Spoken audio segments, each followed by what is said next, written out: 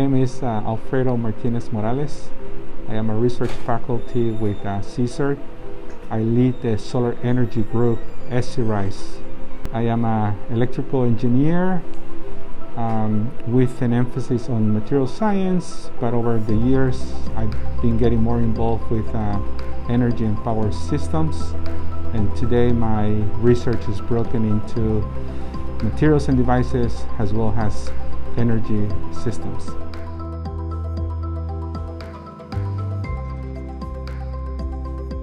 Okay, so when I was a little kid, I used to read a lot of magazines about science.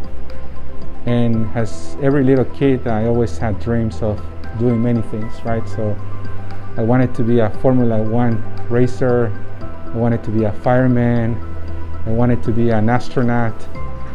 But over time, I realized that engineering was such a unique area or discipline that even before I understood what engineering was, I said I want to be an engineer. And originally I wanted to be an aerospace engineer, but in the process of getting ready to study aerospace engineering, I bumped into electrical engineering. And electrical engineering seemed to be such a good fit on the things that I like to do.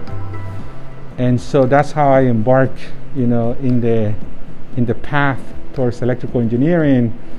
And in the process I was exposed to material science, and it just felt like such a good area in terms of understanding the world around you and being able to ask questions and try to answer those questions through experimental approach, and developing some fundamental understanding of the laws and the way things work. And so I think I just fell in love with it, and I was lucky enough to stick with it. So it's been a very rewarding path for me.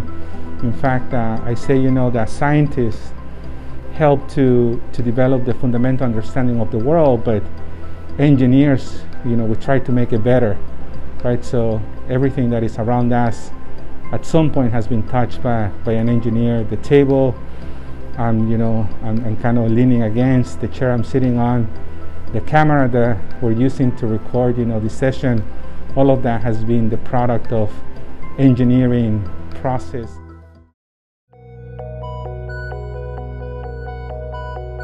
It's very important that you not only ask the questions, but you seek the answer. In my opinion, one challenge that we have is that when kids are growing up, we always tell them, no, don't do that, or don't worry about it, or we don't give them good reason to ask questions. And over time, students, especially young students, stop asking questions. But people, humans, we are very inquisitive by nature, right? When we're babies, we want to touch everything, we want to explore, and that's something that students should maintain, because engineering and science, the sciences, have such a big impact in the world, but they do require to have that inquisitive mind that is always observing and asking questions and trying to find the answers by collaborating with others. And so I would say that my biggest advice is that do not be afraid of ask questions, but also do what you can to seek that answer, and do not be discouraged, because for someone who's an experimentalist, we conduct experiments 100 times, and 99 times we have some type of failure, but it is through that perceived failure that we actually gain some additional level of understanding, ultimately getting closer to the answer that we're seeking, right? And so failure is not failure, it's rather a learning opportunity, and when properly used, it helps you to make progress. When I came from Mexico, right, I came at a young age, and when I went into high school, even though I knew a lot of the more difficult courses, mathematics, chemistry, physics, from my education in Mexico, because of the language, I was put in these very low-level classes, and so I gotta say that my high school experience was not a very good one. But to my fortune, I was encouraged, by people, to pursue engineering, even though I was kind of a little bit at a disadvantage point after graduating from high school. And so I think the fact that, one, I wanted to be an engineer from the very early age. Two, that I always understood the value of education. And then three, that I had people that along the way helped me and motivated me and provided the hand up that I needed, I think was critical, right? So I think all of us, we have people in our lives that can help us, but we need to be willing to ask for that help, and we have to be willing to take it, right? A lot of times we can be prideful and we don't want to take the help, or we think we can do it alone, but no, whatever resource you have within your reach, you should use it.